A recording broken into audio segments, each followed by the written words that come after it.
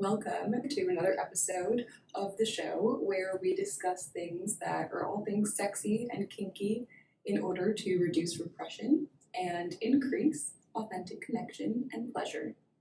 I am your anti-cult leader, Serafina, and today I am talking with my darling friend and somatic sex educator, Sabrina, about premature ejaculation. Before getting into the dirty details, Sabrina, why don't you share a bit about the work that you do and what made you choose this topic for today? Yeah, thank you. So the work that I do here in Venice, California is I am a somatic sex educator and a sexological bodyworker. And it just so happens, I don't know if it's because of the prevalence in my area, but most of the people that I see are coming for or joining me, I should say, for erectile dysfunction, in particular early ejaculation. And so through various modalities, breath work, movement, anatomy education, I'm here helping folks to navigate all the things that come with that. Wonderful. We appreciate the work that you do. It's very important. Thank you. Well, I do have a list of questions for you, as well as to do a little bit of my own research. So starting with the basics of defining premature ejaculation clinically, I have here the DSM-5 team for sexual disorders renamed premature ejaculation into early ejaculation, but they still define it or refer to it as PE. So if you hear us saying PE throughout this, that is what we're referring to. But again, DSM-5 has defined it as consistently ejaculating within 1 minute or less of vaginal penetration over a period of at least 6 months and experienced 75 to 100% of the time. Another way that I heard it defined as well was this, or if it's 50% of your usual ejaculation time, since different people have different averages. So if somebody's average is 10 minutes and then suddenly for a period of 6 months it's 5 minutes or less, that would also qualify for them for this.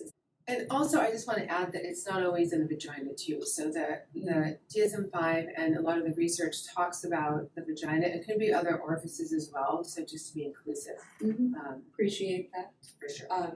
And also on that note, I know before we got started, you were talking about another term that I know you wanted to bring up. So it's a term that some investigators or scientists use when they're studying this phenomena, which is intravaginal ejaculatory latency time, or IELT. I just thought it was a mouthful, but also a good thing to bring up, that it is something that is also, or a phrase that is also used to describe early ejaculation. Mm-hmm. Okay, gotcha. And could you repeat the acronym for it?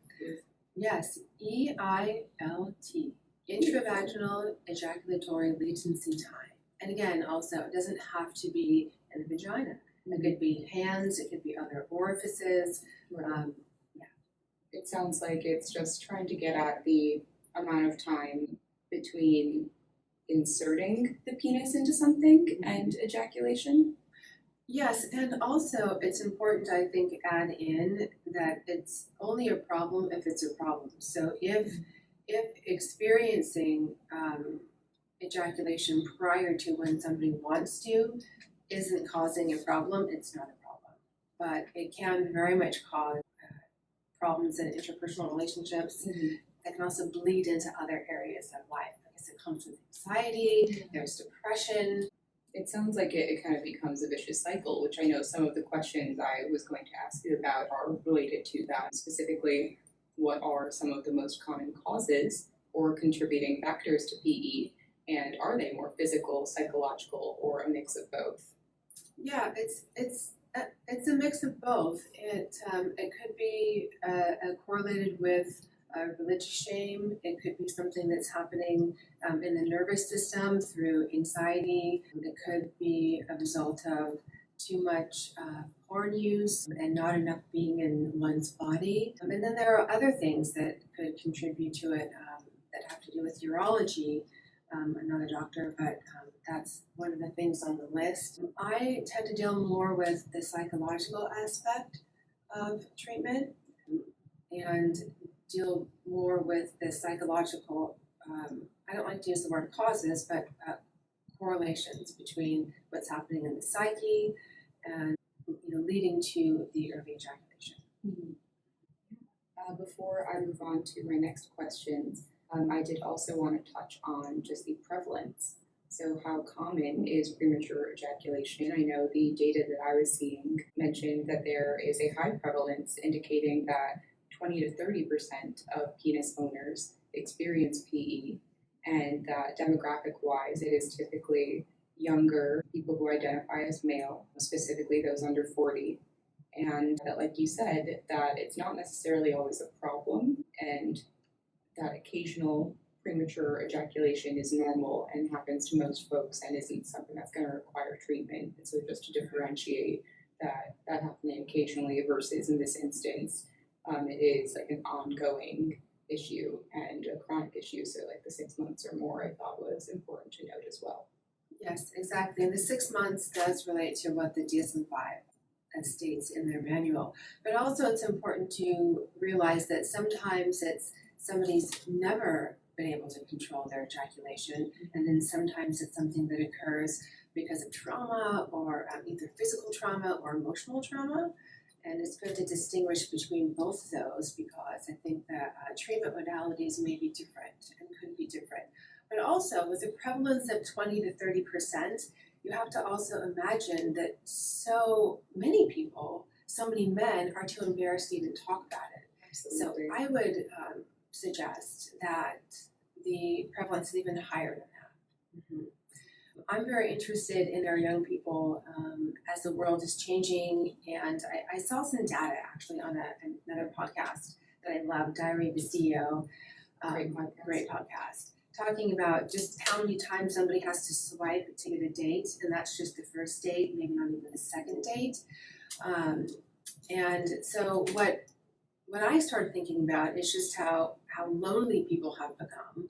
And I think that also, if you think about all the factors that come into early ejaculation, people are lonely, people are uneducated, there's all this, there may be a lot of shame around certain sexual acts or certain practices like pornography, and not to just pinpoint porn as being bad, but conscious porn use is okay. And I even use it sometimes in my sessions with people. But I started thinking a lot about young people and how important it is to educate them and say it's okay. If this happens, it's okay. If it continues to happen, it's also okay. We'll get there. And that's also why I like talking about early ejaculation and sexual dysfunction in general, because, sex in general, it's a journey, right? And nobody, even though it's a biological need, nobody's born with all the skills to be an excellent lover. And I think there's a lot of shame around that too, because when you see the media and this idea that sex should be easy and you should be, always rock hard and always able to last a really long time. The vagina is only designed to self-lubricate for 15 minutes.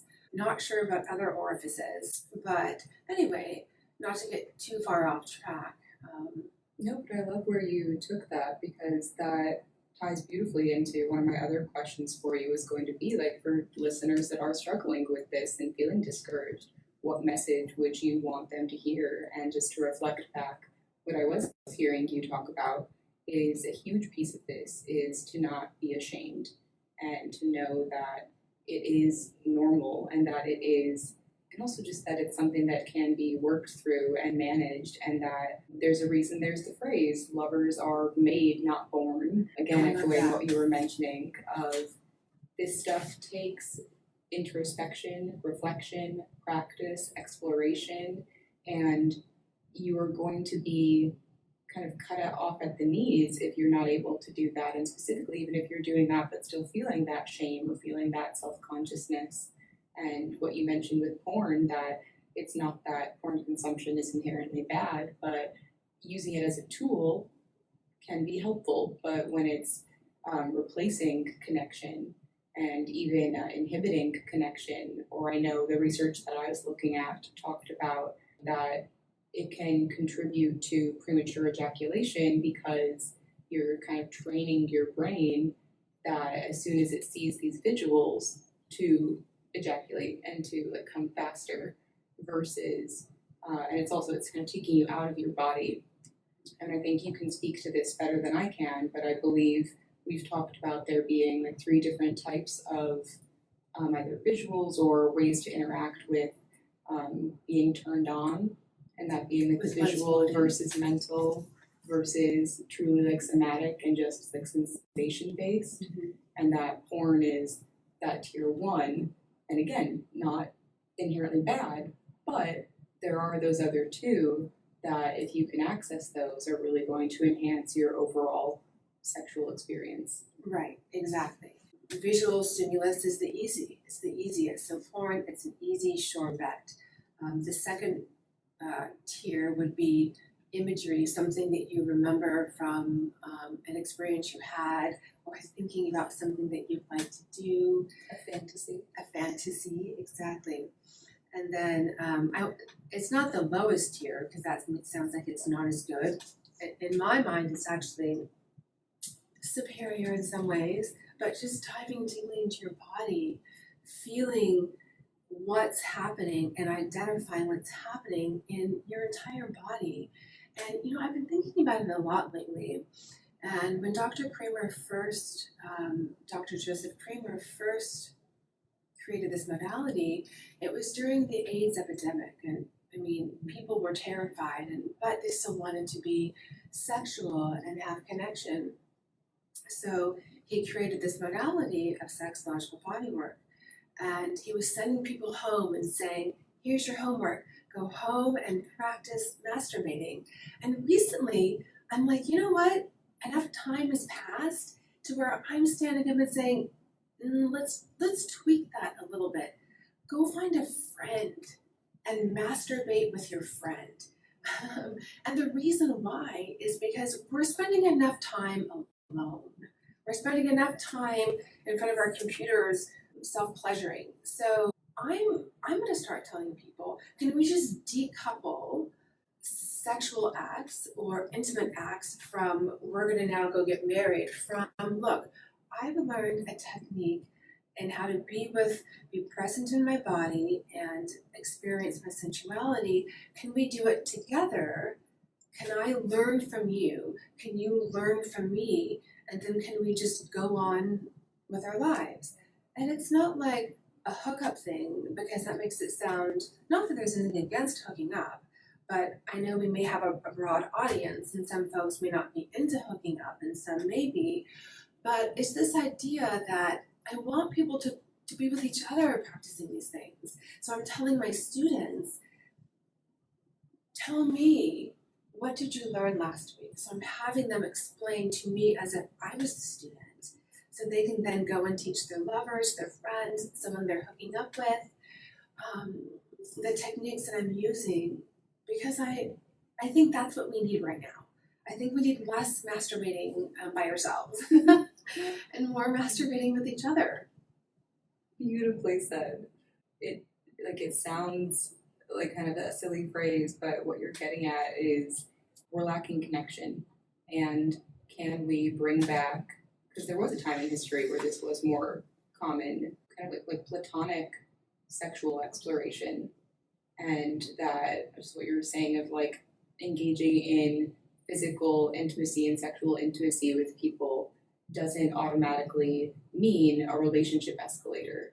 And that's part of the beauty that I found within the BDSM and kink community, is that it's a culture based on consent and negotiation and discussing these things, whether there's going to be sexual acts in the scene or not, which is also part of your negotiation.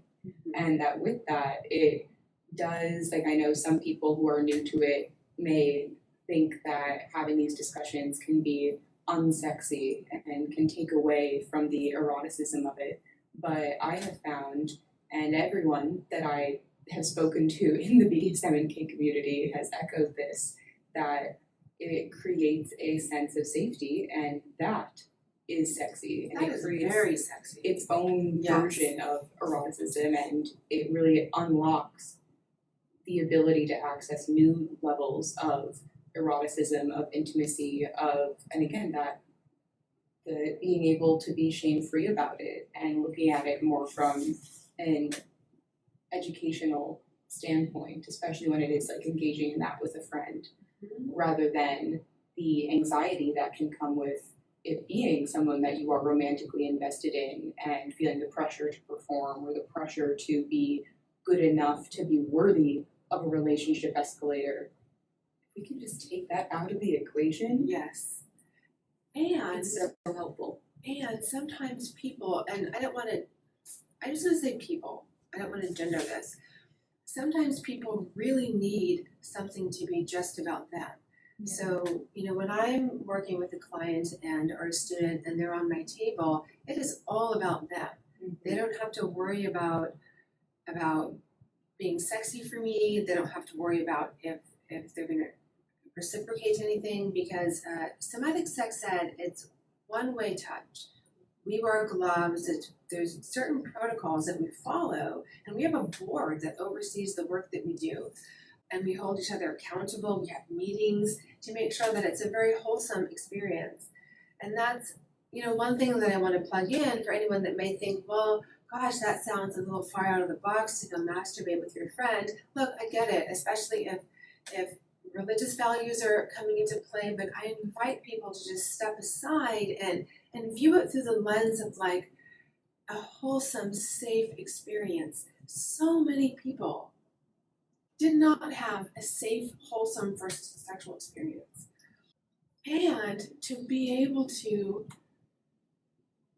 create that for community members, it's so valuable. And then you're sending people off to get married if that's what they choose, or to be in long-term relationships with useful skills, right?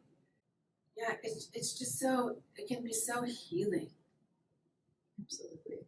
And even on that more spiritual side, or with religions that may not allow for sex before marriage, or even going beyond that, maybe preach about being anti-masturbation, like that there are other ways, like more PG ways, that really what this is getting at is yes. Introspection, is even I would say like some of the sensation play that I do as a dominatrix, that the person still has like at least like their underwear on, like still has clothes on. It is nothing about the genitals, and I would argue it's not sexual, it is sensual.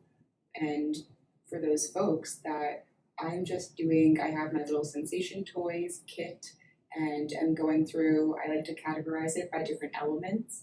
And so just having somebody ground and be blindfolded and just focus on the elements of water, whether that is, I'll use like a paintbrush that I'll wet and just kind of like draw on their arms or across their body, or whether that is earth and using meditation stones that I will have them either hold in their hands or putting on different points in their body, and have them focus on that and feeling the weight of it and feeling the grounding of it, and going on with like fire, using wax from a candle and like the warmth of that on your body. And again, that it's just focused on increasing your awareness of your body in space and increasing your awareness of what feels good anywhere on your body. And something I took out of your playbook from an exercise that we did with some friends that I really love is having them advocate for themselves.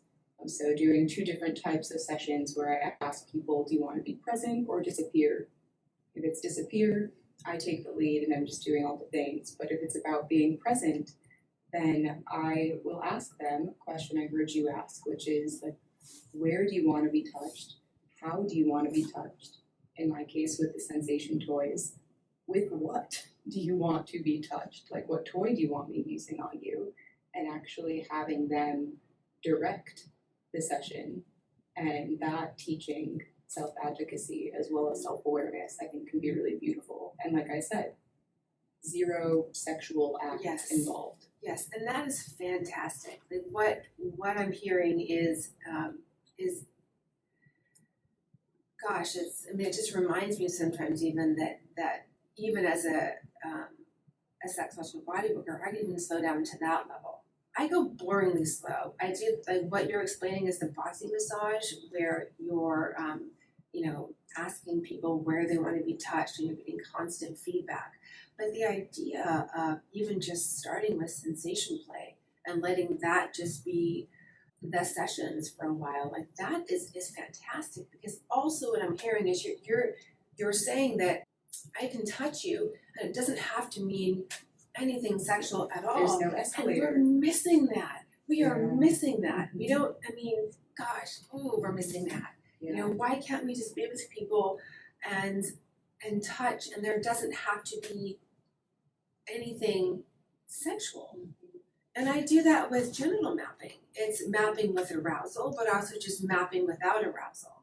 So the intent can be to not get aroused at all, but if it happens, that's fine.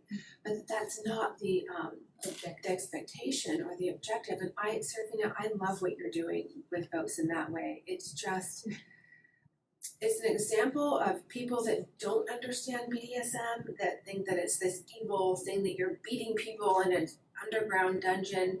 This is a beautiful example of how healing BDSM can be. So thank you for the work that you do. I'm just delighted to hear you say that. Thank you for the appreciation. That means a lot. Yeah.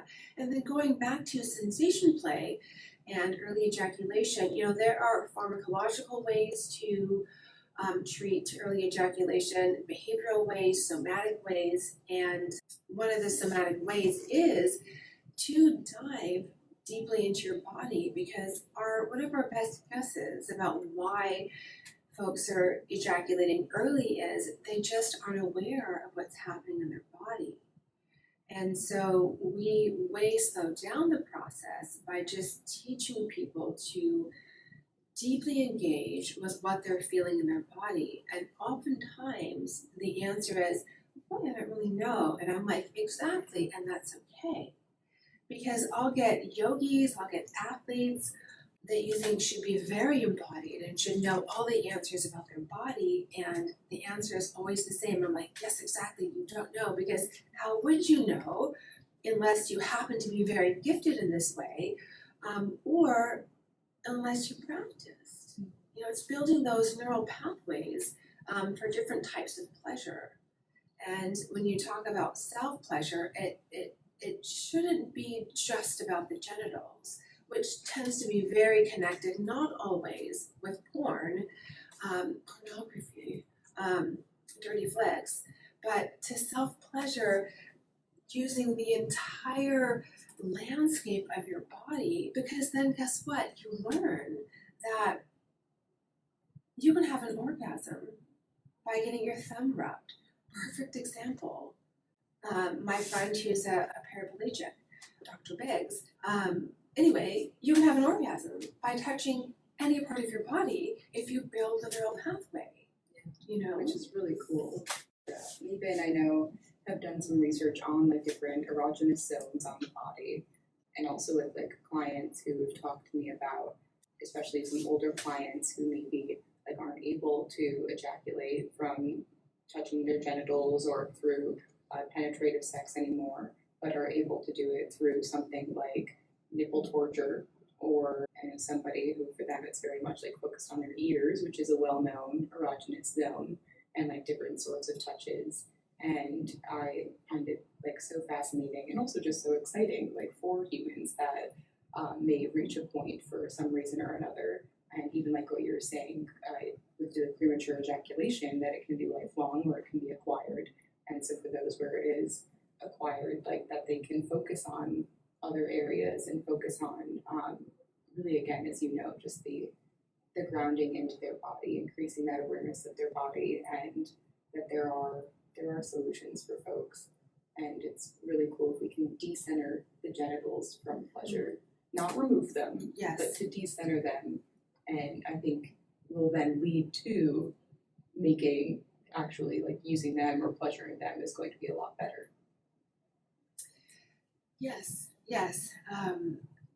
On that note, because as you were explaining that, I was thinking about one of the things that we do as somatic sex educators, and I have to sometimes gently remind my clients that, like, I don't dress really sexy when I come to work. I mean, I'm usually like in, something very vanilla-y, because it's not about what I look like. It's not about my body. It's about them. It's about what they can experience, how they can turn themselves on. I mean, I know people that can, and I know you do as well, that could have an orgasm without even touching their body, through their thoughts. It's rare, but it can be done. And I share with people, if you're able to dive so deeply into the felt experience of your body, let's say you do choose to get married, and let's say that you're in a monogamous relationship, okay? And maybe 20 years down the road, or even 2 years down the road, you become less attracted to your partner for whatever reason, but you're committed to staying together, okay? If you can turn yourself on internally by feeling all the juicy things that are available to be felt in your body, it's a win-win, because it might happen. You might become less attracted to your partner. Attraction ebbs and flows. Yes, it does. There's so many unpredictable factors in life. The only guarantee in this universe is change, and I agree that there are so many tools that people are unaware of that I wish they would have, that I think could save a lot of partnerships.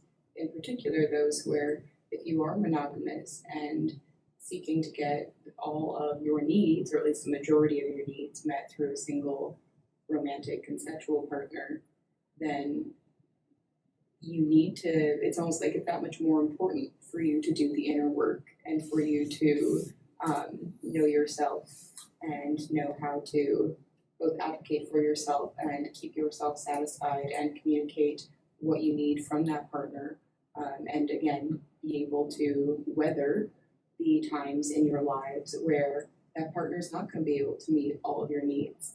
And that again, that it's like, how can you make it less personal or less dramatic? I'm not sure quite what the word is, but how can we make it more of just a neutral discussion? Yes. Rather than, I feel like a lot of people I talk to in monogamous relationships, especially younger folks, that there's a lot of that anxiety or fear about like growing older, becoming less physically attractive to a partner, or if like an accident happens or something, just where you are not physically able to do the same things with the partner that you were able to when you first got together, and like expectations change. And for me, in my mind, that's always felt like, okay, so then part of the agreement of being in the partnership is that you'll figure it out together. Right. And like the commitment is to be life partners, and that you'll find the solution together, and that it's you two against the issue, not you two against each other. Right. Exactly. Yes. I have a lot to say about marriage. This is not a whole other podcast. That's a whole other podcast. But to get back to the different ways in which early ejaculation can be treated, we were saying there's a pharmacological system, and then behavioral and somatic. And some of the things that are used to treat early ejaculation are selective serotonin rate uptake inhibitors, aka SSRIs.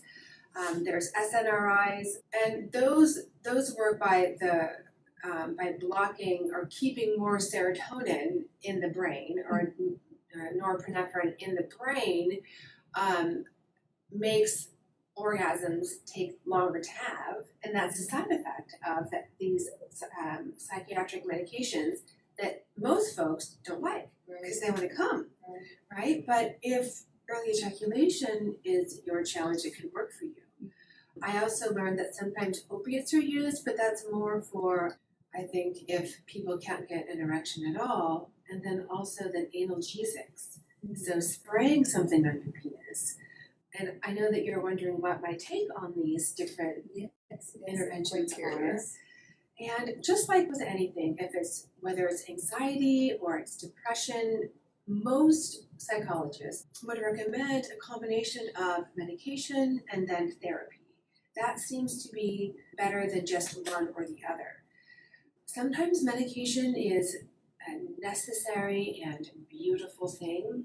I would always encourage people, if they can, to go more towards the natural side first if they can. So my opinion, I was going to say, on that note, do you have any specific exercises that you would be able to share for people to try on the somatic exercises that might help with premature ejaculation? Yes, I do.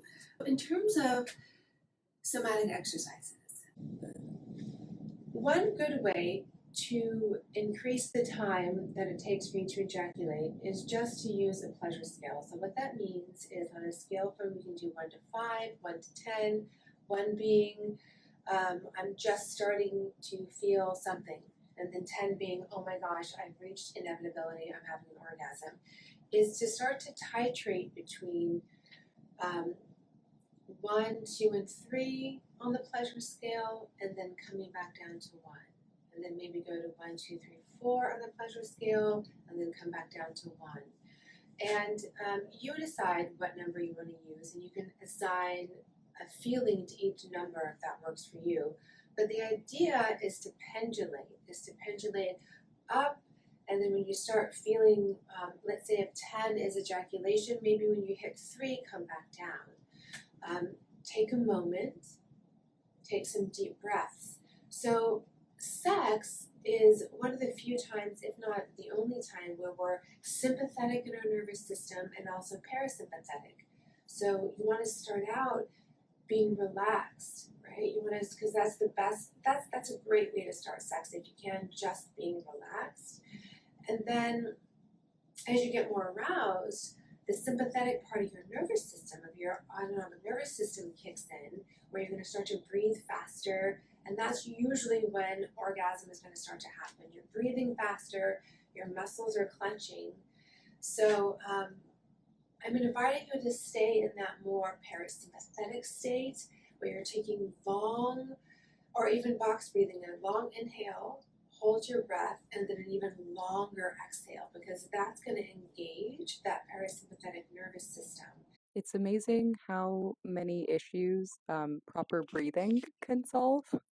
And just breath work, the groundingness of it, like you mentioned, the activating the parasympathetic nervous system. And I love, just to circle back to what we were saying in the beginning of how media and porn can misconstrue what sex looks like, is that those are often very aggression based or excitement based or heat of the moment passion, when in reality what you're talking about is what's going to make you last longer is the opposite, and is actually relaxing and staying as relaxed as possible. And I really love just taking this exercise and using it as a game for a date night, or like we talked about, you could do this with friends that you feel safe and comfortable with, and specifically making it about that person's like pleasure and making it about this game of like having that awareness of it. Really, it feels like it's a game of tease and denial, or of like learning how to edge yourself. Exactly. And that again, it's just a reframe of what a sex can look like and what pleasure can look like. And that sounds so much more interesting to me than just a disconnected quickie, which once in a while that can be super fun. But just knowing that you can add this to your toolbox, especially if you are looking to last longer, is And really nice. also, pelvic floor squeezes are also a really great way um, to last longer. So the muscles of your pelvic floor, for example, let's say you were urinating in the woods and saw a bear and you had to stop peeing and run. Those muscles you use to hold your flow of urine, if you squeeze and contract those, and there's different patterns and how to do it, and breathing exercises that pair with it, also a really great way to navigate the challenge of early ejaculation. Awesome. Well, that is all the time that we've got today. Thank you so much for the education, for the tips, for the stimulating, amazing conversation. Thank you, Serafina. Before we sign off, would love to know, where can people find out more about you? Absolutely. Houseofsomaticarts.com. And we have Instagram, which is also House of Somatic Arts.